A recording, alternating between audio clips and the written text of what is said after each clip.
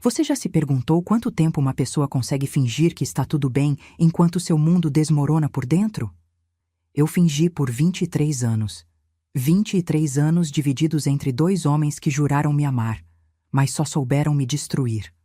O relógio da minha antiga sala ainda marca 4h15 da tarde. Parou ali, congelado no tempo, no exato momento em que a porcelana chinesa da minha avó se estilhaçou contra a parede, a poucos centímetros do meu rosto. Aquele relógio quebrado se tornou o símbolo da minha libertação. Muita gente pergunta por que não conserto o relógio. A verdade? Ele me lembra todos os dias que às 4h15 de uma tarde de primavera, eu finalmente tive coragem de dizer basta. Guardo um fragmento daquele jogo de chá numa caixinha de madeira. Não para lembrar do terror, mas para nunca esquecer do instante em que escolhi viver. Tenho 72 anos agora. Quando passo meus dedos enrugados pelas cicatrizes invisíveis que carrego, ainda sinto o gosto amargo da juventude desperdiçada no altar de relacionamentos que me sugavam como areia movediça. Mas hoje posso contar minha história sem que a voz fale, sem que as mãos tremam. É uma vitória que demorei décadas para conquistar. Na minha geração, casamento era para sempre, independentemente do preço que se pagava. Mulher direita aguenta firme, minha mãe dizia. Problemas conjugais se resolvem entre quatro paredes, repetia minha tia.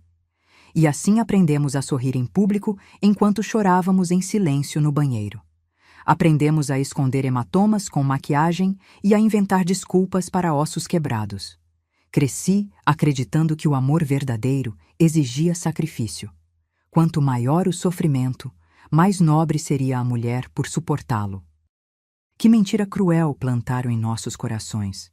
Hoje sei que amor verdadeiro é aquele que constrói, que fortalece, que respeita.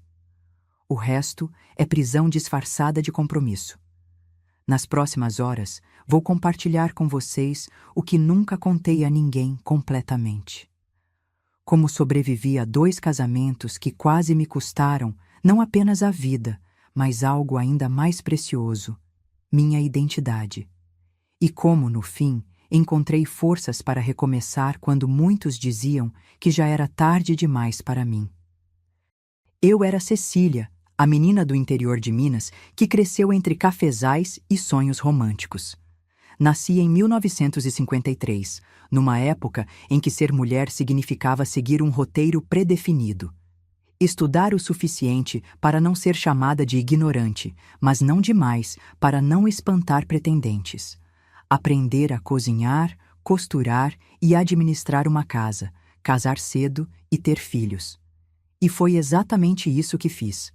Aos 17 anos, ganhei o título de princesa da festa do milho da nossa cidade, Ventura do Sul. Foi lá que conheci Albano, um rapaz alto, de ombros largos e sorriso confiante. Ele tinha 22 anos e trabalhava na fábrica de tecidos, o emprego mais cobiçado da região. Quando me tirou para dançar, senti que todas as moças me invejavam. Suas mãos eram firmes na minha cintura, sua voz grave e decidida ao pé do meu ouvido. Você é a moça mais bonita que já vi.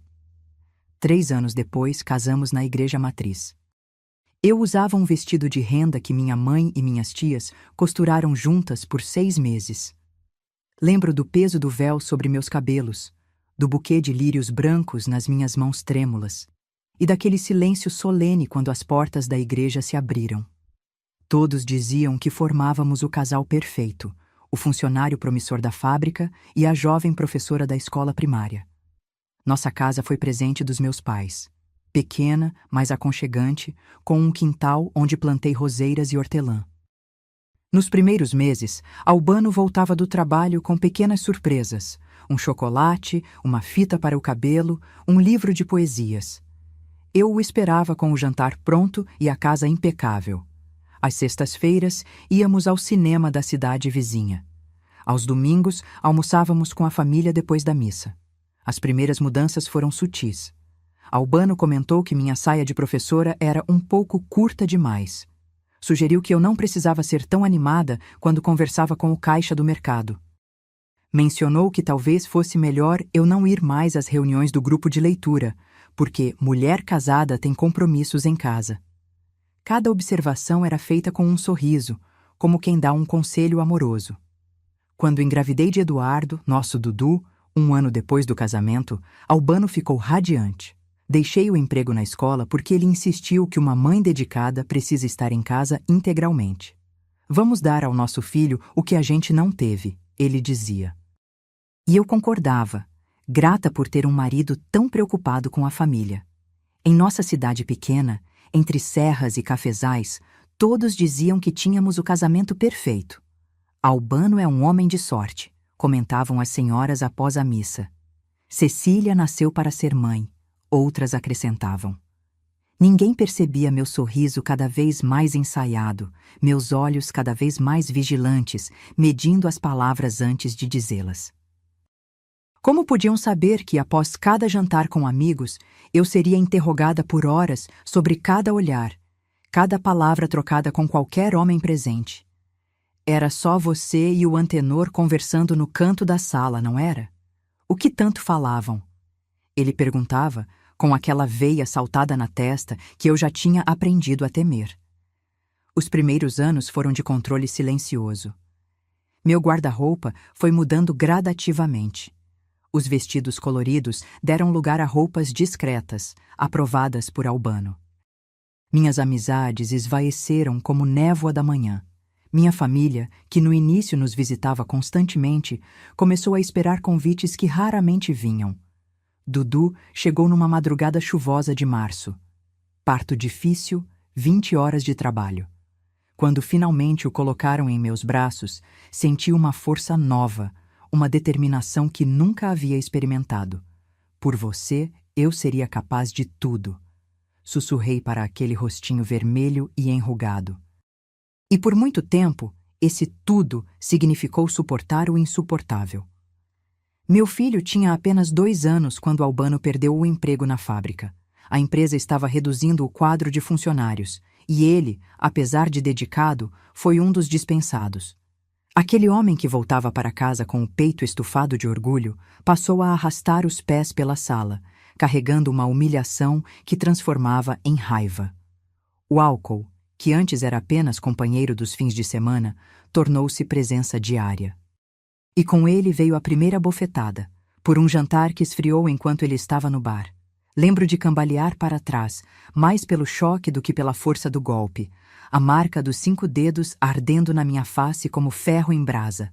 Naquela noite, depois que ele caiu no sono, peguei Dudu adormecido e uma pequena mala. Dirigi-me à casa da minha irmã Lourdes, do outro lado da cidade.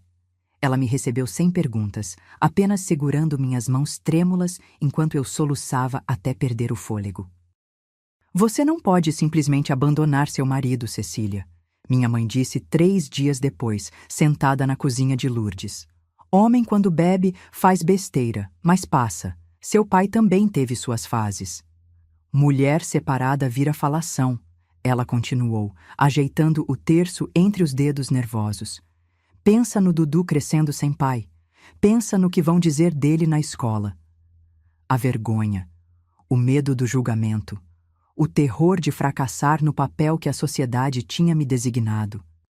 Voltei para Albano 3 semanas depois, carregando Dudu pela mão e uma promessa vazia de que nunca mais aconteceria. E por um tempo, não aconteceu. Albano conseguiu um novo emprego, menos prestigioso e com salário menor, mas suficiente para manter a casa. As desculpas vieram embrulhadas em flores murchas compradas no último minuto. Perdi a cabeça. Foi só aquela vez. Você sabe como eu te amo. Mas o controle aumentou. Agora eu precisava explicar para onde ia cada centavo do dinheiro da feira. Precisava atender ao telefone antes do 3º toque. Precisava ter explicações prontas para qualquer pergunta sobre meu dia. O ciúme, antes mascarado de cuidado, agora era escancarado como uma ferida infeccionada. Os gritos começaram a fazer parte da rotina. Dudu aprendeu a se esconder no quartinho dos fundos quando o pai chegava cambaleando.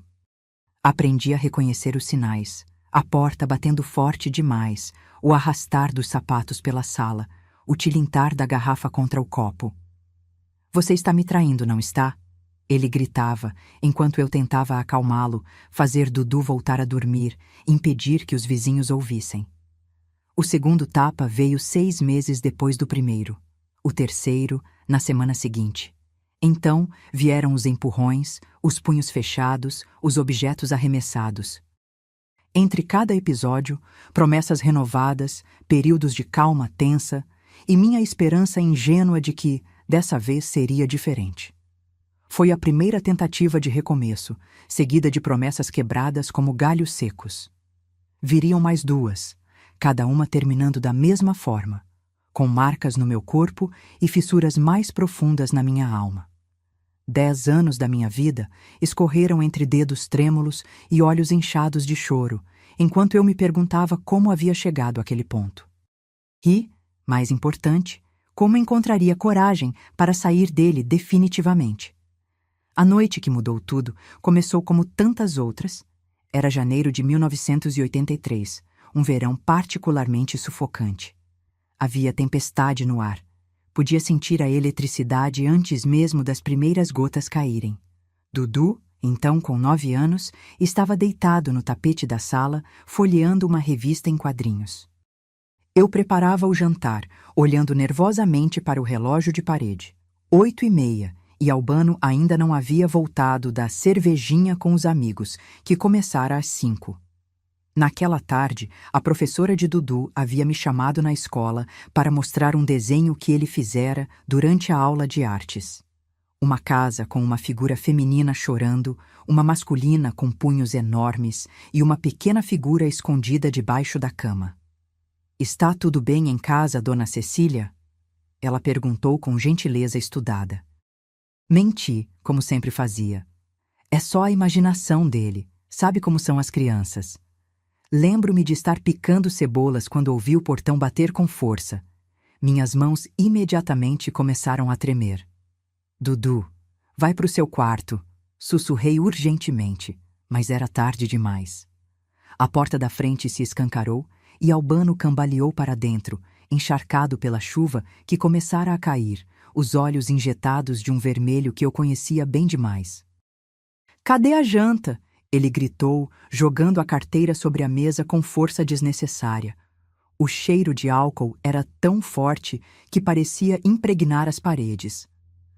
"Já está quase pronta", respondi, tentando manter a voz calma. "Por que não toma um banho enquanto termino de preparar?" Ele ignorou a sugestão e foi até a geladeira, puxando uma nova garrafa de cerveja. Vi seus olhos se fixarem em Dudu, que continuava paralisado na sala, o gibi esquecido no chão. "O que você tá olhando, moleque? Tá julgando seu pai?" rosnou para o menino. "Não, papai", Dudu respondeu em voz baixa, os olhos fixos no chão. "Não fala com o Dudu assim", defendi instintivamente. "Ele não fez nada." Foi como acender um fósforo perto de gasolina. Albano virou-se para mim com uma rapidez que não combinava com seu estado de embriaguez. "Você tá me desafiando na frente do meu filho?" rugiu, avançando em minha direção. "Quer ensinar ele a não respeitar o pai?" Recuei até encostar no fogão. O cabo da panela com o molho que eu preparava queimou meu braço, mas mal senti a dor. Estava concentrada demais no perigo iminente. "Albano, por favor, o Dudu está vendo." Tentei argumentar. "Que veja!" ele berrou, e então me empurrou com força contra o fogão. A panela virou, derramando o molho fervente sobre o piso. Por reflexo, tentei me afastar do líquido escaldante e acabei esbarrando em Albano. Ele interpretou o movimento como uma afronta e me agarrou pelo braço, torcendo-o com força enquanto me puxava para a sala. "Você nunca mais vai me desrespeitar", gritava, completamente fora de controle. Foi quando Dudu se levantou, pequeno e trêmulo, mas com uma determinação além de seus 9 anos. "Para, pai, tá machucando a mamãe", ele gritou, agarrando-se à perna de Albano. O que aconteceu em seguida se desenrolou em segundos, mas na minha memória parece uma cena em câmera lenta. Albano largou meu braço para afastar Dudu com um empurrão violento. O menino caiu para trás, batendo a cabeça na quina da mesa de centro. O som, aquele baque surdo, ainda ecoa nos meus pesadelos. Por um momento, o tempo congelou. Vi o filete de sangue descendo pela testa do meu filho. Vi seus olhos arregalados de medo e dor. Vi a mesma expressão de surpresa no rosto de Albano, como se por um segundo, mesmo em seu estado alterado, ele percebesse o que havia feito. E algo dentro de mim, algo antigo, primitivo e feroz, despertou. Não era mais apenas sobre mim e as humilhações que eu suportava. Era sobre meu filho, sangrando no chão da nossa sala porque tentou me proteger quando eu deveria estar protegendo-o. Chega! O grito saiu de algum lugar profundo que eu nem sabia que existia em mim. Peguei o primeiro objeto ao meu alcance, um pesado cinzeiro de porcelana, e o arremessei na direção de Albano, não para acertá-lo, mas para criar distância. O cinzeiro passou rente à sua cabeça e se estilhaçou na parede atrás dele, bem ao lado do relógio que marcava 4h15 da tarde. No mesmo instante, o relógio parou, como se o tempo tivesse decidido marcar aquele momento, o momento em que finalmente disse basta. O silêncio que se seguiu foi ensurdecedor.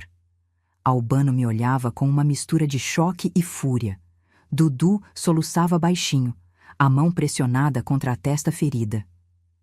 E eu estava tremendo da cabeça aos pés, mas pela primeira vez em anos não era de medo, era de raiva. Uma raiva clara, límpida, purificadora. Se você tocar em mim ou no meu filho mais uma vez na vida, disse com uma calma que não sabia possuir, eu juro por tudo que é sagrado que será a última coisa que você fará. Minha voz não vacilou. Não reconheci aquela mulher que falava através de mim, direta, firme, sem lágrimas ou súplicas. Era como se outra Cecília habitasse meu corpo naquele momento. Albano deu um passo para trás, desconcertado com minha transformação súbita. Vi a confusão em seus olhos, o cálculo rápido sobre como reagir a esta versão desconhecida de sua esposa. Optou pelo que sempre funcionava antes, a intimidação. "Você enlouqueceu?" gritou, recuperando a postura agressiva. "Podia ter me matado com essa merda." "E você podia ter matado nosso filho", respondi, já me movendo para pegar Dudu no colo. "A diferença é que eu errei de propósito, você não." Enquanto apertava Dudu contra meu peito, sentindo seu pequeno corpo tremer, uma clareza absoluta tomou conta de mim. Não era apenas raiva o que eu sentia, era determinação. A certeza cristalina de que aquela seria a última vez. Não haveria mais uma chance, nem ele vai mudar, nem pense na família. A família que eu precisava proteger estava nos meus braços, ferida e assustada.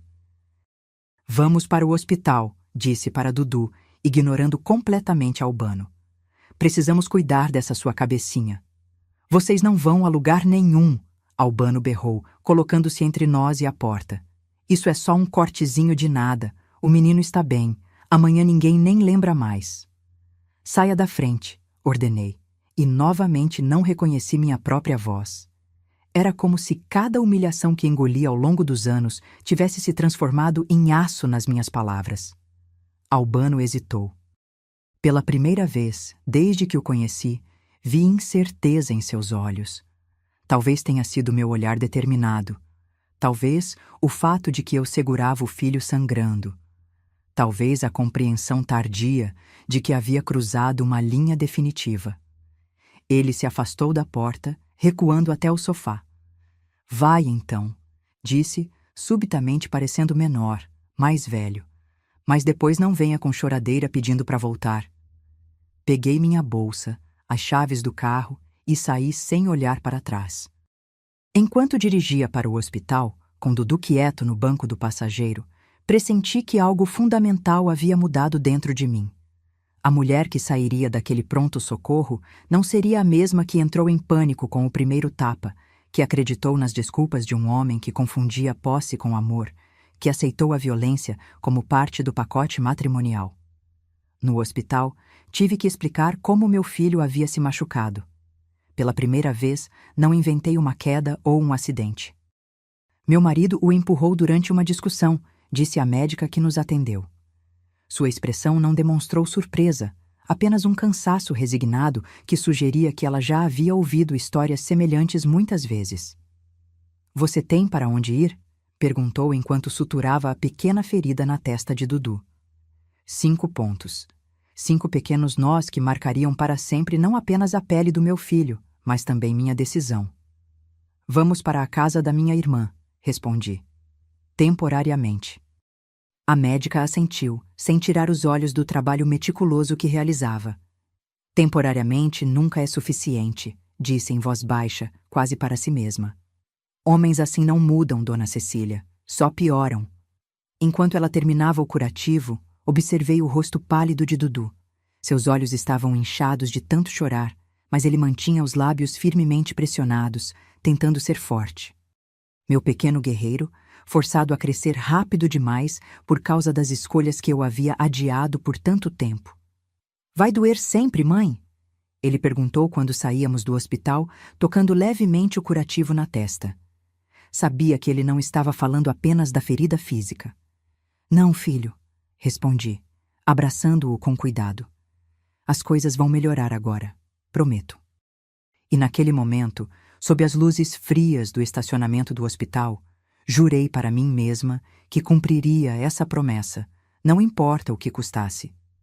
Na casa da minha irmã Lourdes, Dudu finalmente adormeceu depois de um banho morno e um copo de leite com chocolate. Eu permaneci sentada ao lado da cama improvisada no escritório, observando sua respiração ritmada, o curativo branco na testa contrastando com seus cabelos escuros. Cada vez que fechava os olhos, via o momento em que ele caiu, o sangue, o medo em seu olhar. E então, uma onda de náusea me invadia, seguida por uma certeza renovada. Nunca mais. Lourdes entrou silenciosamente no quarto e colocou uma xícara de chá fumegante nas minhas mãos. Ele vai ficar bem, sussurrou, sentando-se ao meu lado. Crianças são resistentes.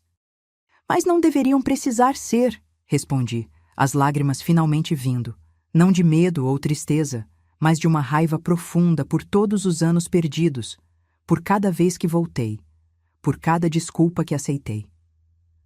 Dessa vez é diferente, não é? Lourdes perguntou, apertando minha mão. Não era uma pergunta de verdade. Ela viu em meus olhos algo que não estava lá nas vezes anteriores. Acabou, confirmei. Não sei como vou fazer, onde vou morar, como vou sustentar o Dudu sozinha. Mas sei que nunca mais voltamos para aquela casa. Na manhã seguinte, a realidade começou a se impor. O telefone tocou cedo. Era Albano, alternando entre ameaças e desculpas desesperadas. Você não pode me deixar assim, Cecília. Onde você está? Como está o Dudu?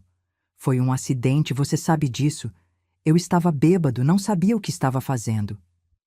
Lourdes atendeu as primeiras ligações, mas quando ele começou a gritar, ela simplesmente desconectou o telefone. Vamos dar um tempo para ele esfriar a cabeça, sugeriu. Tempo para esfriar a cabeça. Como se o problema fosse apenas um momento de raiva passageira, e não um padrão de 10 anos. Como se bastasse esperar alguns dias para que tudo voltasse ao normal. Um normal feito de medo, vigilância constante e dignidade esmagada. No terceiro dia, recebi uma visita que não esperava. Minha mãe e meu pai chegaram juntos, rostos graves, trazendo uma sacola com algumas roupas minhas e de Dudu. Seu marido mandou, explicou minha mãe, evitando meu olhar. Sentados na pequena sala de Lourdes, meus pais fizeram o que achavam ser seu dever, tentar restaurar meu casamento. Cecília, entendo que você esteja chateada, começou meu pai, as mãos grandes e calejadas inquietas sobre os joelhos.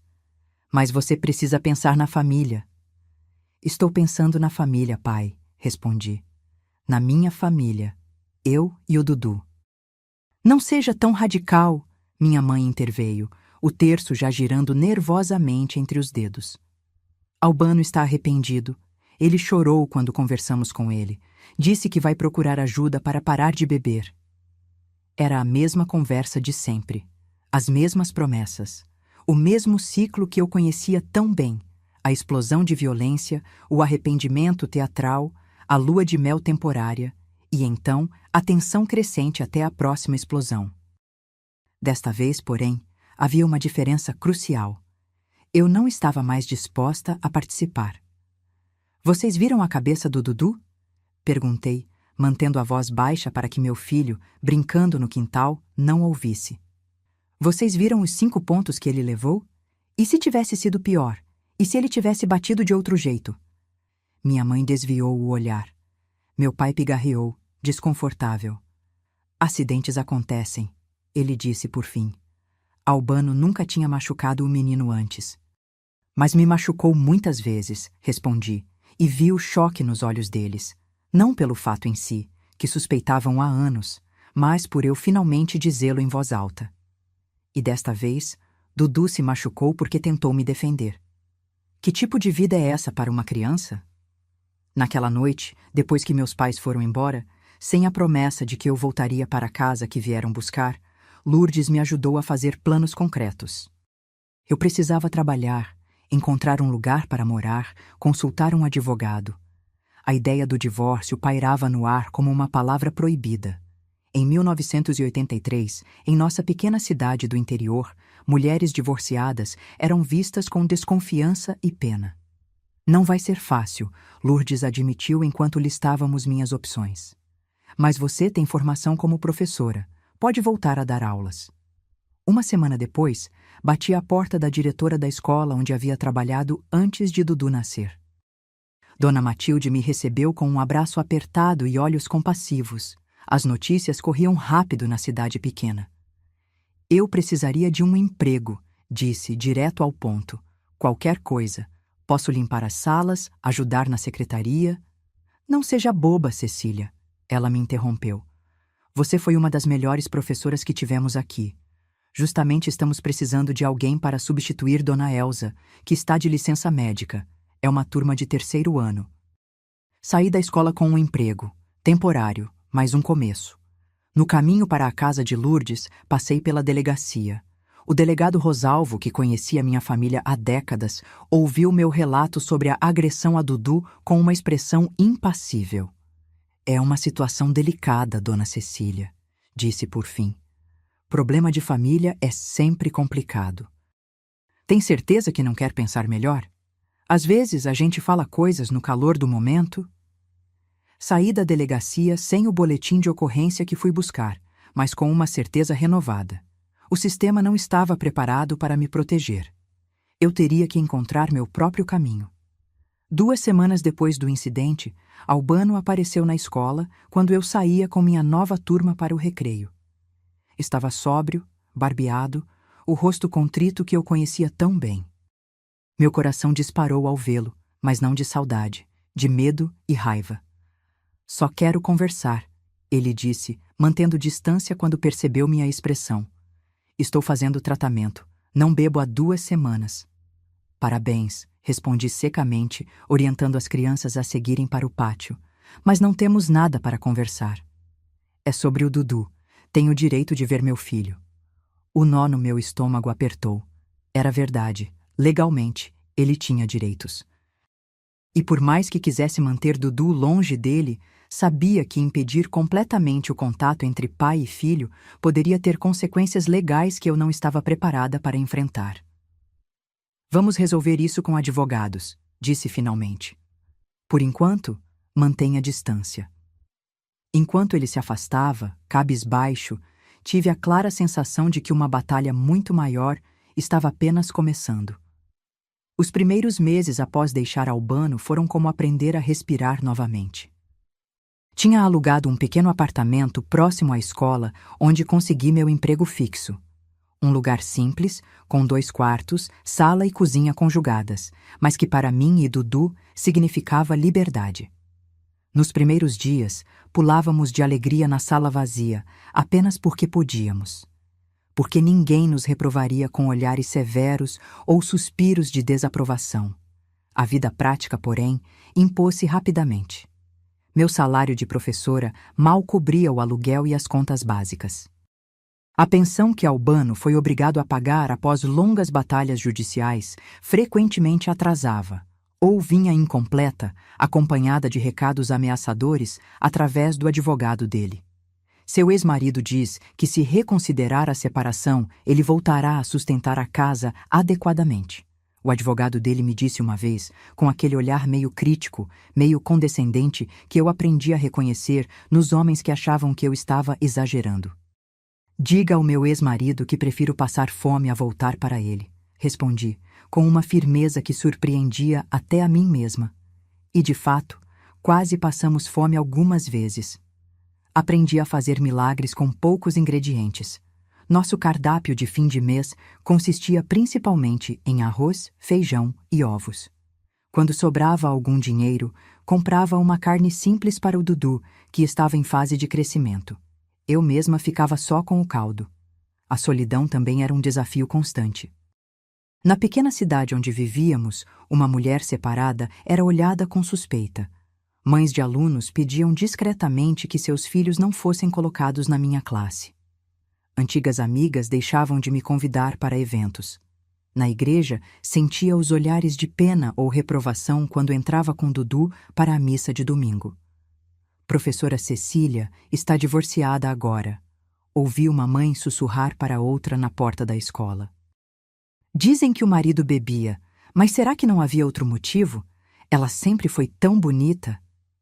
As insinuações doíam como punhaladas. Mas o que mais me angustiava era ver o impacto disso tudo em Dudu. Aos 10 anos, ele já enfrentava perguntas invasivas dos colegas e comentários maldosos. Uma tarde, chegou da escola com o uniforme rasgado e um olho roxo. "O que aconteceu, filho?" perguntei, o coração apertado. "Pedro disse que minha mãe é uma desquitada e que isso é vergonha", respondeu com voz embargada. "Eu disse que ele não podia falar assim de você e acabamos brigando." Abracei meu filho com força, dividida entre o orgulho por sua lealdade e a culpa por ele estar sofrendo as consequências das minhas escolhas. Naquela noite, sentados à nossa pequena mesa de jantar, tivemos uma conversa que mudaria nossa perspectiva. "Dudu, você se arrepende de termos saído da casa do seu pai?" perguntei, receosa da resposta. Ele olhou para mim, seus olhos de criança carregando uma seriedade de adulto. "Não, mãe. Lá eu tinha medo o tempo todo. Aqui a gente é pobre, mas é feliz." Sua resposta, tão simples e profunda, me deu forças para continuar. Não estava apenas lutando pela minha sobrevivência, mas também ensinando ao meu filho que felicidade e segurança valem mais que qualquer conforto material. Com o tempo, aprendemos a nos adaptar à nova vida. Dudu se transferiu para a escola onde eu dava aulas, o que facilitava nossa logística e permitia que eu ficasse de olho em como ele era tratado pelos colegas. Comecei a dar aulas particulares depois do expediente para complementar a renda. Aos finais de semana, fazia trabalhos de costura que minha mãe discretamente me enviava. Reconciliação silenciosa da sua parte, já que nunca admitiu abertamente apoiar minha decisão. 1 ano depois da separação, percebi que estava na hora de expandir meus horizontes. A cidade pequena nos sufocava com seus julgamentos e fofocas. Dudu precisava de um ambiente onde não fosse o filho da divorciada, e eu necessitava de oportunidades que me permitissem crescer profissionalmente.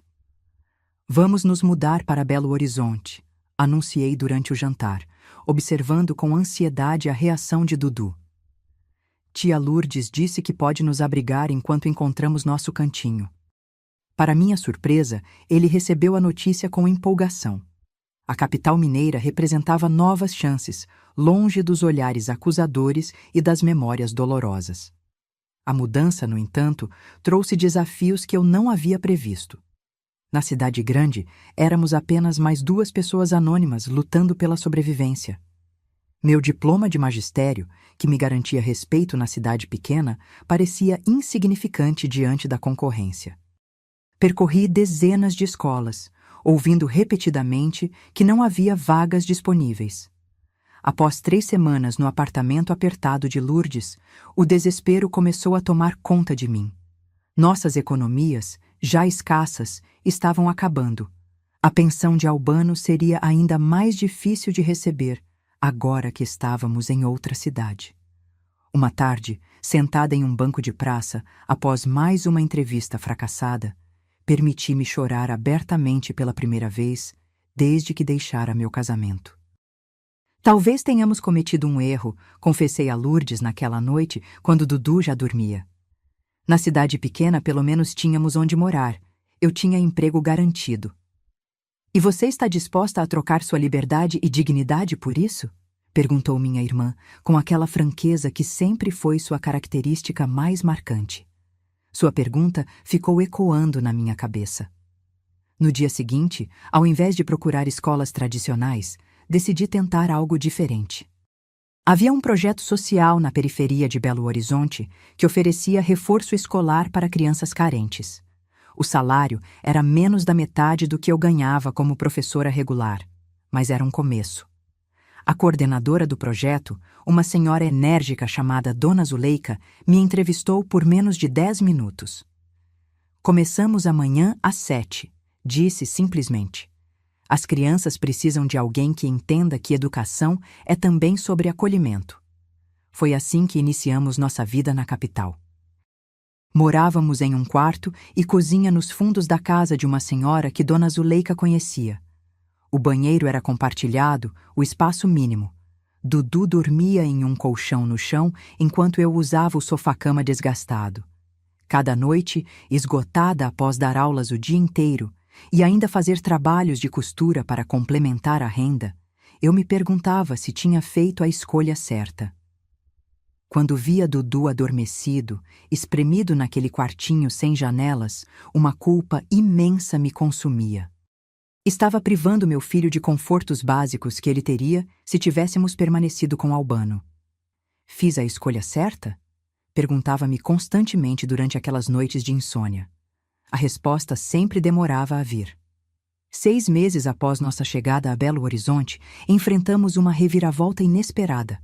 Albano descobriu nosso paradeiro através de parentes e moveu um processo judicial alegando que eu havia sequestrado nosso filho, prejudicando seu direito de visitas.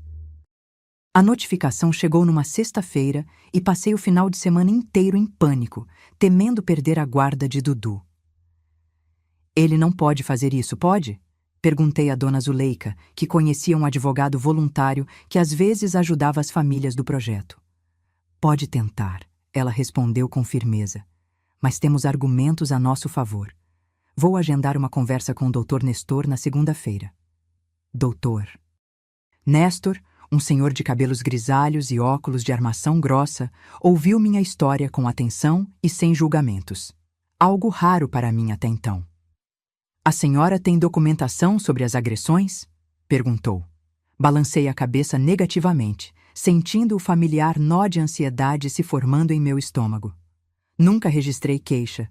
Só temos os prontos socorros de quando Dudu se machucou. Ele assentiu, pensativo. E o menino? Como ele se sente em relação ao pai? A resposta para essa pergunta era complexa. Apesar de tudo, Dudu sentia falta da figura paterna. Albano, com todos seus defeitos, ocasionalmente tinha momentos de carinho com o filho quando estava sóbrio. Pescarias aos domingos, partidas de futebol no quintal, histórias antes de dormir nas boas noites. É complicado, respondi honestamente. Acho que ele sente falta do pai que poderia ter tido, não do que realmente teve. Doutor. Nestor sugeriu que Dudu fosse avaliado por uma psicóloga amiga que trabalhava com casos de família. Foi assim que conhecemos Doutora Paula, que transformaria nossas vidas de maneiras que não podíamos imaginar. As sessões semanais com Doutora Paula revelaram o quanto Dudu havia sido afetado pela violência que presenciou. Sua aparente adaptação escondia medos profundos e inseguranças. Ao mesmo tempo, as conversas com ela ajudaram meu filho a verbalizar seus sentimentos de forma mais clara, inclusive seu receio de voltar a conviver regularmente com o pai. Seu filho está demonstrando sinais claros de trauma, explicou-me a psicóloga após algumas sessões. Ele tem pesadelos recorrentes e desenvolveu um comportamento hipervigilante. Está sempre alerta, esperando que algo ruim aconteça. Suas palavras foram como um soco no estômago. Eu havia tirado Dudu daquele ambiente tóxico, mas os danos já estavam feitos. O que mais me surpreendeu, no entanto, foi quando doutora Paula sugeriu que eu também fizesse terapia. Você sobreviveu a um relacionamento abusivo, Cecília. Isso deixa marcas que vão muito além dos hematomas físicos. Nunca havia pensado em mim mesma como uma sobrevivente. Na minha cabeça, eu era apenas uma mulher que havia falhado em manter seu casamento, que não soube ajudar o marido a superar seus problemas. A ideia de que eu também precisava de cura foi revolucionária. Com a ajuda da equipe jurídica pro bono que Dr. Nestor conseguiu mobilizar, obtivemos uma decisão favorável no processo. O juiz determinou que Albano poderia ter visitas supervisionadas a cada 15 dias, desde que comprovasse frequência em um programa de reabilitação para alcoolismo e controle de raiva. Isso não é o fim da batalha, advertiu o Dr. Nestor. É apenas o começo de um longo processo. Ele estava certo, mas pela primeira vez desde a separação, senti que estávamos construindo algo sólido, não apenas sobrevivendo dia após dia. A terapia abriu portas dentro de mim que eu nem sabia que estavam fechadas. Comecei a reconhecer padrões de comportamento autodestrutivos, a identificar as sementes da baixa autoestima plantadas durante anos de abuso emocional. 3 anos se passaram desde nossa mudança para Belo Horizonte. Dudu, agora com 13 anos, estava finalmente se adaptando bem à nova escola. Eu havia conseguido um cargo melhor em uma instituição educacional tradicional, o que nos permitiu nos mudar para um apartamento pequeno, mas só nosso. As visitas supervisionadas com Albano foram gradualmente se tornando menos tensas, principalmente porque ele realmente parecia estar se esforçando para mudar. Estava sóbrio há mais de 2 anos e frequentava regularmente suas sessões de terapia. A vida parecia finalmente estar entrando nos trilhos quando conheci Salomão em um evento pedagógico na universidade. Professor universitário de literatura brasileira, ele tinha uma presença que imediatamente atraía a atenção. Alto, de porte elegante e uma voz profunda que parecia feita para recitar poesias. Quando se aproximou após minha apresentação sobre métodos inovadores de alfabetização, senti um frio na barriga que não experimentava há anos. Sua abordagem sobre Paulo Freire é fascinante, comentou, me entregando um cartão. Gostaria muito de continuar esta conversa em outro momento. Depois de tantos anos focada apenas em sobreviver e criar meu filho, a ideia de me permitir sentir atração por alguém parecia quase absurda. Ainda assim, uma semana depois, aceitei seu convite para um café após o expediente. Salomão era tudo o que Albano não fora. Culto, refinado, atencioso. Falava de literatura com paixão genuína, ouvia minhas opiniões com interesse verdadeiro e, mais importante, parecia admirar minha jornada como mãe solo. Você é uma mulher extraordinária, Cecília, disse durante nosso terceiro encontro. Enfrentou adversidades que teriam quebrado outras pessoas e ainda consegue sorrir com essa doçura. Após 6 meses de encontros casuais, Salomão conheceu Dudu. Meu filho, agora entrando na adolescência, inicialmente se mostrou reservado e um tanto hostil. Não precisamos de ninguém, mãe, disse-me em particular depois do primeiro jantar com Salomão. Estamos bem assim, só nós 2. Respeitei seus sentimentos, mas continuei vendo Salomão discretamente. Ele parecia entender a situação delicada e nunca pressionou por mais do que eu estava pronta para oferecer.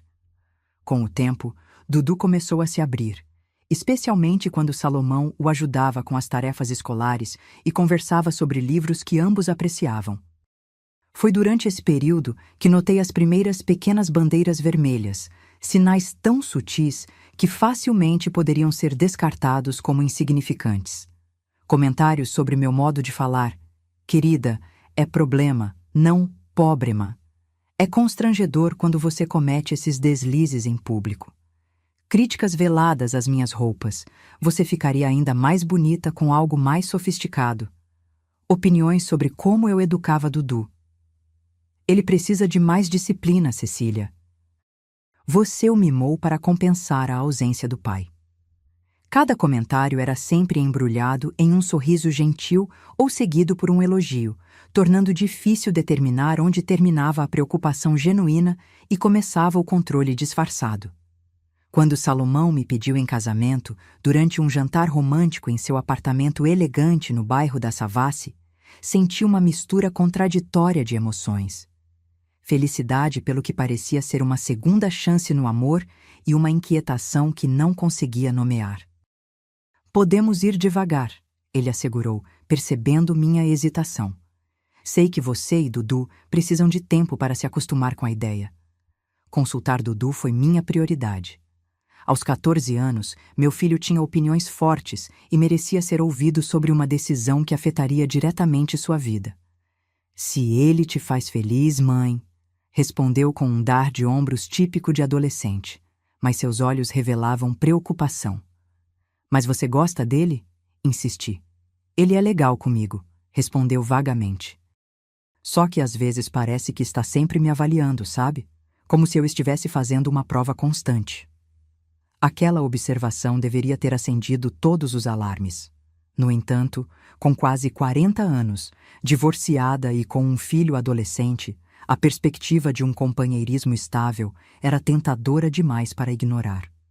6 meses depois, em uma cerimônia simples no cartório, tornei-me a esposa do professor Dr. Salomão Mendes de Albuquerque. O início de uma nova fase que eu ingenuamente acreditava ser o final feliz da minha história de superação. Os primeiros meses de meu casamento com Salomão pareciam saídos de um romance. Nos mudamos para seu amplo apartamento de 3 quartos no bairro da Savassi, um luxo que jamais imaginei poder proporcionar ao meu filho. Dudu ganhou um quarto só para ele, com estante para seus livros e uma escrivaninha nova para estudos. Eu, que passei anos contando centavos para chegar ao fim do mês, de repente não precisava mais me preocupar com contas básicas. Você merece isso e muito mais, querida, Salomão dizia, beijando minha testa enquanto eu admirava a vista da sacada. Quero compensar cada lágrima que você derramou no passado. O contraste entre meus 2 casamentos não poderia ser mais gritante. Enquanto Albano bebia e se tornava violento, Salomão nunca levantava a voz. Onde meu primeiro marido usava os punhos, o segundo utilizava palavras, sempre civilizadas, sempre articuladas. Foi justamente essa sutileza que tornou difícil identificar quando o controle começou. Primeiro, foram sugestões sobre meu guarda-roupa. Esta blusa não valoriza seu tipo físico, querida. Ou, esta cor não combina com seu tom de pele. Logo, minhas roupas antigas foram sendo substituídas por peças que ele escolhia. Sempre mais caras, sempre mais elegantes, sempre mais ao gosto dele. Depois veio a correção linguística constante. Cada erro de pronúncia, cada expressão regional que eu usava era imediatamente corrigida, sempre com um sorriso educado, frequentemente na frente de outras pessoas. Cecília vem de uma cidade pequena, explicava aos amigos quando eu cometia algum deslize. Estamos trabalhando nisso, não é, querida? Os amigos riam educadamente, enquanto eu engolia a humilhação com um sorriso forçado. A situação com Dudu era ainda mais complexa. Salomão assumiu o papel de mentor intelectual do meu filho, empenhado em corrigir as deficiências de sua educação anterior.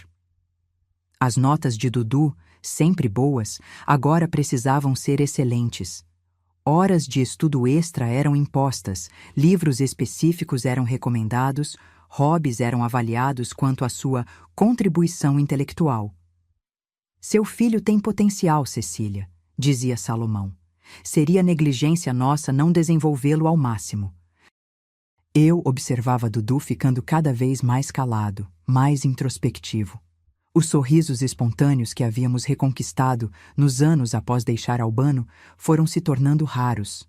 Quando tentei conversar com ele sobre isso, sua resposta me devastou. Ele não grita como o pai, mãe, não bate, ele só me faz sentir burro o tempo todo. Naquele momento, algo se quebrou dentro de mim. A percepção de que havia trocado um tipo de abuso por outro me atingiu como um raio. mas a vergonha era paralisante. Como admitir que havia errado novamente? Como confessar ao mundo e a mim mesma que mal havia escapado de um casamento abusivo e já estava presa em outro? As coisas pioraram quando Albano, agora realmente recuperado e mantendo-se sóbrio há anos, começou a ter um relacionamento melhor com Dudu. As visitas quinzenais, antes tensas, tornaram-se momentos que meu filho aguardava com ansiedade. Para Salomão, isso era inaceitável. Aquele homem é um perdedor, um operário sem cultura que quase matou você. Disparava sempre que Dudu voltava de um encontro com o pai biológico. Não entendo por que você permite que seu filho mantenha contato com alguém assim. A ironia da situação não me escapava. Albano, o homem que tanto me maltratou fisicamente, parecia estar genuinamente mudado, enquanto Salomão, o príncipe encantado que veio me salvar, revelava-se um tirano emocional. A tensão em casa aumentava a cada dia. Dudu se fechava cada vez mais em seu quarto. Eu caminhava em ovos para não decepcionar Salomão, e meu marido intensificava seu controle sobre cada aspecto de nossas vidas. O estopim estava prestes a explodir. Foi numa quinta-feira à noite que tudo culminou. Salomão havia convidado alguns colegas da universidade para jantar em casa, pessoas importantes para sua carreira, como ele fez questão de frisar durante toda a semana anterior. Passei dias planejando o cardápio, limpando cada canto do apartamento, ensaiando mentalmente conversas para não cometer gafes culturais. Dudu deveria estar presente, vestido adequadamente e demonstrar o quanto havia evoluído sob a tutela do padrasto. Meu filho, agora com 15 anos, concordou relutantemente após perceber como aquilo era importante para mim. Só desta vez, mãe, disse ele, ajustando a gravata que Salomão insistiu que usasse. Mas depois quero conversar com você sobre algo importante. O jantar começou bem. Servi a entrada, uma sopa de aspargos que pratiquei 3 vezes para acertar o ponto, e os convidados pareciam impressionados tanto com a comida quanto com nosso apartamento impecavelmente decorado. Salomão brilhava em seu papel de anfitrião, com aquela eloquência que sempre me encantou. O desastre aconteceu quando servi o prato principal. Um molho bechamel que acompanhava o filé transbordou no fogão, causando fumaça e um cheiro de queimado que rapidamente invadiu a sala de jantar. Corri para a cozinha para controlar os danos, mas o estrago já estava feito. O alarme de incêndio disparou, a fumaça se espalhou e ouvi as risadas nervosas dos convidados. Salomão apareceu na porta da cozinha, o rosto uma máscara de controle que mal disfarçava sua fúria. Você tinha um único trabalho esta noite, sibilou entre dentes. Um único trabalho. Foi um acidente, respondi, tentando salvar o que restava do molho. Posso improvisar algo rápido. Como sempre, não é? Improvisando porque não consegue fazer nada direito da primeira vez. Suas palavras me atingiram como uma bofetada. Respirei fundo, tentando manter a compostura. Por favor, vá entreter nossos convidados enquanto resolvo isso. Quando voltei à sala com o prato principal, sem o molho, mas ainda apresentável, encontrei Salomão entretendo os convidados com uma história. Minha história. Então, ela apareceu naquela conferência, recém-saída de um casamento com um alcoólatra violento, tentando falar sobre Paulo Freire como se entendesse alguma coisa. Ele ria, gesticulando com sua taça de vinho. Vocês precisavam ver, usando aquelas roupas de brechó, com aquele sotaque interiorano. Os convidados pareciam constrangidos, mas Salomão continuava, embriagado não pelo vinho, mas pelo próprio senso de superioridade. Foi um projeto de caridade da minha parte, confesso. Pensei, esta mulher precisa de ajuda. E vejam só hoje, praticamente apresentável em sociedade. Foi então que Dudu se manifestou, sua voz adolescente quebrando o silêncio chocado que havia se instalado. Minha mãe não é um projeto de caridade, disse, levantando-se da mesa. Ela é a pessoa mais forte e inteligente que conheço. Salomão virou-se para ele, o sorriso congelado no rosto. Dudu, os adultos estão conversando. Por que não vai para seu quarto? Não, respondeu meu filho com uma firmeza que me surpreendeu. Estou cansado de ver você tratando minha mãe como se ela fosse inferior. Ela sobreviveu a coisas que você nem imagina. O silêncio na sala era absoluto. Coloquei a travessa na mesa, minhas mãos tremendo. Naquele momento, era como se pudesse me ver de fora. Uma mulher de 40 e poucos anos, domesticada pela vergonha, diminuída por alguém que jurou amá-la. Vi no meu filho a coragem que eu havia perdido em algum momento do caminho. Salomão levantou-se, o rosto contorcido em uma fúria contida. Você vê o que está causando com sua incompetência? Até seu filho está desrespeitando a mim e aos nossos convidados. Ele deu um passo em minha direção, o dedo em riste apontado para meu rosto, e nesse exato momento, algo despertou dentro de mim. O tempo pareceu congelar naquele momento.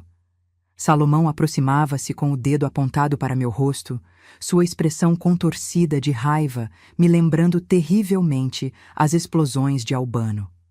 Décadas de medo acumulado dispararam em meu corpo como um alarme. Mas desta vez, algo diferente aconteceu dentro de mim. Dei um passo para trás, agarrei a porcelana chinesa que decorava a mesa lateral, herança da minha avó, uma das poucas coisas que trouxe para este casamento, e a segurei com firmeza diante do peito. Não se atreva a dar mais um passo, disse com uma voz que não reconheci como minha. Firme, baixa, carregada de uma dignidade que pensei ter perdido há muito tempo. Salomão parou, surpreso com minha reação. Seus olhos oscilaram entre meu rosto e os convidados, que assistiam a tudo em um silêncio constrangedor. Você enlouqueceu? Sibilou. Está nos envergonhando. Não, respondi, sentindo uma clareza que não experimentava há anos. Estou apenas cansada de ser diminuída, de ser humilhada, de ser tratada como um projeto social em vez de uma esposa. Os convidados começaram a se levantar desajeitadamente, murmurando desculpas. Uma das mulheres, professora de psicologia, se não me engano, aproximou-se e colocou a mão em meu ombro.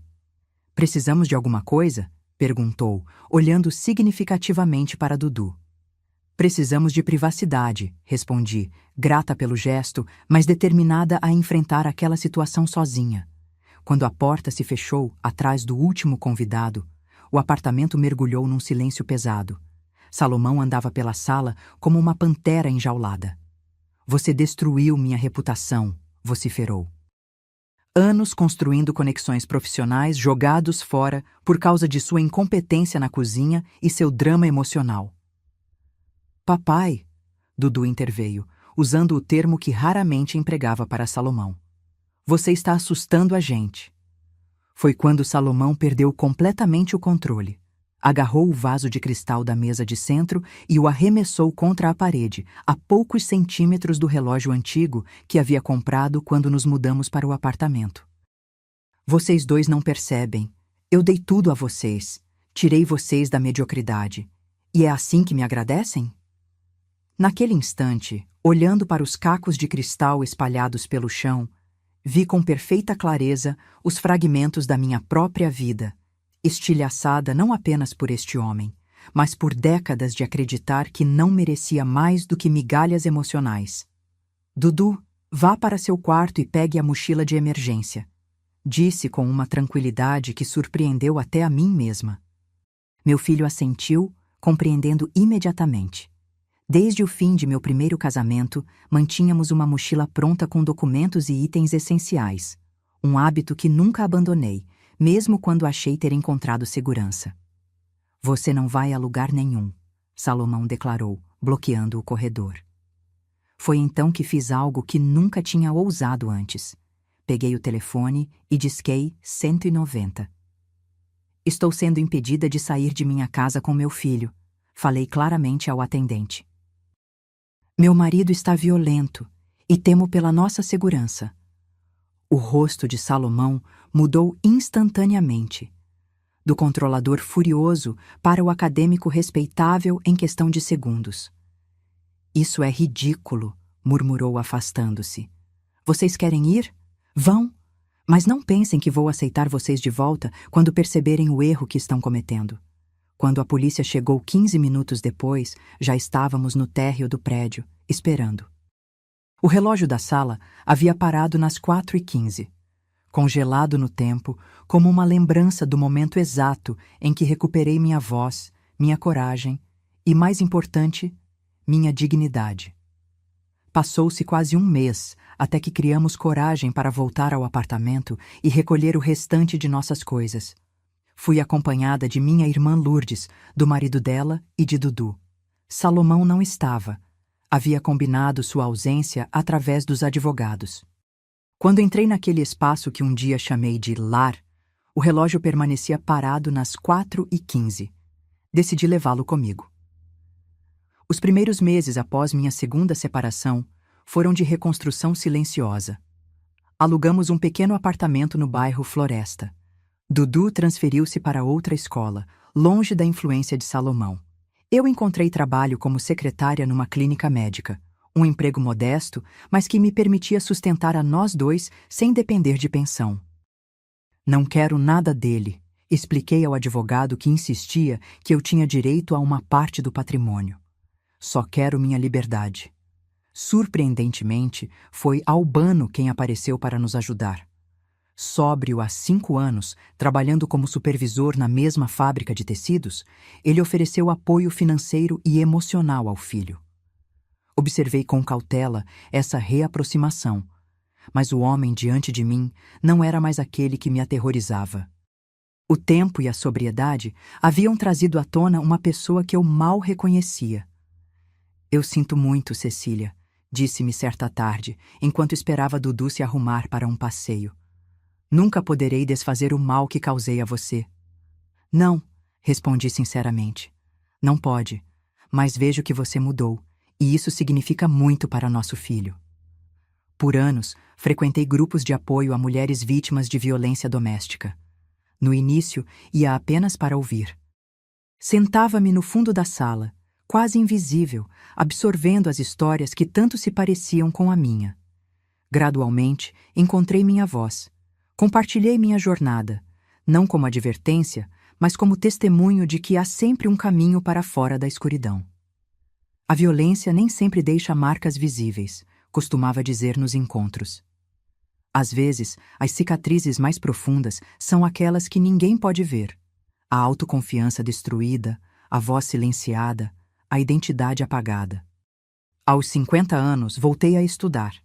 Concluí o ensino médio e depois cursei serviço social. Foi um caminho lento, uma matéria por semestre, equilibrando trabalho e estudos, mas cada pequena conquista reforçava em mim a certeza de que nunca é tarde para recomeçar. Dudu formou-se em psicologia, inspirado talvez por nossa história. Hoje, aos 40 e poucos anos, ele coordena um programa de atendimento a famílias em situação de violência. Quando me visita com meus 2 netos, vejo em seus olhos não o menino assustado que presenciou tantas tempestades, mas um homem que transformou trauma em propósito. O relógio parado às 4h15 ainda decora minha sala. Visitantes ocasionais perguntam por que não o conserto, e cada vez respondo com mais facilidade. Para lembrar que, mesmo quando o tempo parece congelado no pior momento possível, ainda temos o poder de seguir em frente. Descobri, ao longo desta jornada, que sobrevivência não é apenas continuar respirando, é recuperar dia após dia pedaços de si mesma que foram roubados ou abandonados ao longo do caminho. É aprender a confiar novamente, primeiro em si mesma, depois, talvez, nos outros. É reconhecer os sinais precoces de abuso e ter a coragem de dizer não na primeira bandeira vermelha, não na 100ª. Aos 72 anos, carrego comigo a sabedoria das cicatrizes. Não me defino mais pelos casamentos que quase me destruíram, mas pela força que descobri ao deixá-los para trás. Muitas pessoas me perguntam se ainda acredito no amor. A pergunta sempre me faz sorrir. Amor? Conheço bem demais suas imitações para confundi-las com o original. O que vivi com Albano e Salomão não era amor, era possessão, controle, poder disfarçado de afeto. O verdadeiro amor aprendi em outras fontes, no olhar de cumplicidade entre minha irmã Lourdes e seu marido quando completaram 50 anos juntos, na dedicação das mulheres do grupo de apoio que seguravam as mãos umas das outras durante os relatos mais dolorosos, na paciência de Dudu explicando tecnologia à sua mãe confusa, no riso das minhas netas quando lhes conto histórias de antigamente. Há 10 anos, conheci Jorge no coral da igreja.